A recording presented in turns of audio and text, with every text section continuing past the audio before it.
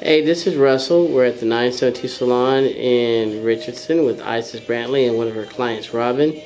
How you doing, Robin? I'm fine, thank you. Well, I'd like to thank you for offering your story as a part of a collaboration of a lot of stories that Isis is putting together. So, uh, what's your story? How long was your hair when you came? That's what I want to ask. She's How long so was my beautiful. hair? Yeah. Yes, look how beautiful your locks My hair was are. about 3 inches long, maybe 2 inches. Mm-hmm. It wasn't very long. And it was relaxed when I first moved here, but I decided I didn't want to have a relaxer anymore. I wanted to start completely over. So I grew it a little bit and then cut the relaxer off and started going to ISIS. And why did you want to go natural? You said you decided to, but why was the reason why you wanted to go natural? There were several reasons. One of the main reasons was because honestly, I was tired of sitting under the dryer for hours on end. I didn't like having to go with the relaxer. You have to go every couple of weeks or it doesn't look right. And it's expensive and it's time consuming and it's not good for your scalp. It's not good for anything. So I wanted to move away from that. Okay, and when you went natural, did you come to Isis first, or did you go to other hairstylists first? I made a few phone calls and I went to ISIS. She was the one person who it was hard to get in touch with her. It was very hard to track her down because I was new here in Texas. I didn't know anybody, and it took her about a week or so to call me back. But when she called me back, I just felt like she was the right person to go to. And when you started, your hair was like 2 or 3 inches. It's long as all get up. So how long you been coming to see Isis? About 8 years. 8 years. Wow. Wow. So you're pretty much family. This is like a family reunion every time you come to see Isis, huh? It is. It's a very spiritual thing for me to come and sit in her chair. It's much more than just getting my hair tightened. Isis is my friend. She knows my family. She knows my children. She met my children when they were 4 and 5, Wow. and now I have a teenager. So she's been around. And they've been in her chair too? My son has. Yeah? She just started my son's locks over the summer, Mm-hmm. and he loves them.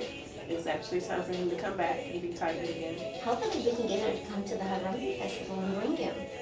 Kids are Hmm. free for Harambe. Okay. Love it. Okay, and you touched on saying it was spiritual, uh, sitting in the chair. As your hair has grown longer, do you feel any kind of spiritual connection through the hair as well? The spiritual connection for me is not necessarily just about the hair. It's about the friendship that I've developed, and I have a great respect for Isis. Mm-hmm. It's it's advice, it's the friendship, it's the stories, it's just the connection, and I don't have a reason to cut my hair. So she's been wanting me to cut my hair, but I'm not gonna cut my hair just yet. Yeah.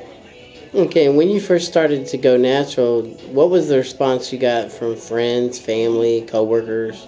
When I first started to go natural, I was brand new here, so I didn't have friends to say, "What are you doing?"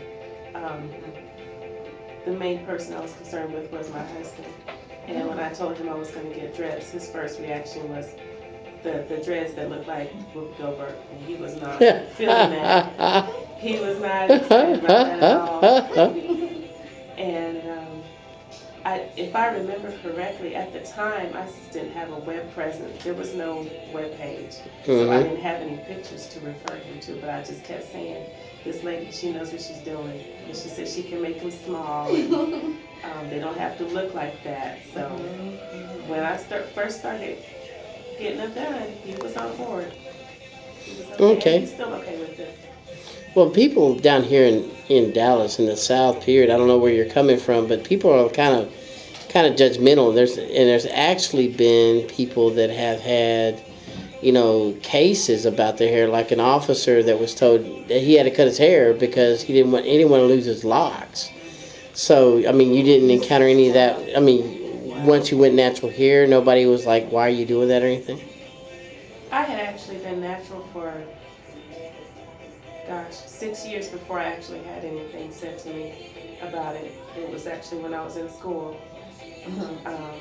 and they were telling me that as a nurse, I wouldn't be able to find work with my hair in dreads. Hmm. Um, I'm the lead dialysis nurse at my hospital now, Wow. Hmm. so Hmm. it's never been a hindrance. That's awesome. Thank you so much. Anything that you have to say to people that are wanting to embrace natural hair but are afraid and may not necessarily want to wear locks but want to go natural just because they want their hair to grow? Is there anything that you can encourage them and say? Um, I always tell people the same thing. When people say, "Oh, I can't go natural, my hair doesn't look right," and these are people who claim to be very spiritual, so I appeal to the spiritual side of them and I say, "Well, are you trying to say that the hair that God put on your head is not good enough?" Mm, And that mm, usually turns them around and they don't really have anything to say about that. wow. And the other thing I say is, if you want to go natural, you want to go to ISIS. You don't want to Hmm. go somewhere else because they're not going to have your best interest at heart. Wow. So that's what I've been saying for 8 years. I'll say it for another 8 years. Thank You're you. welcome. Wow. All right. And Isis, your final word? Thank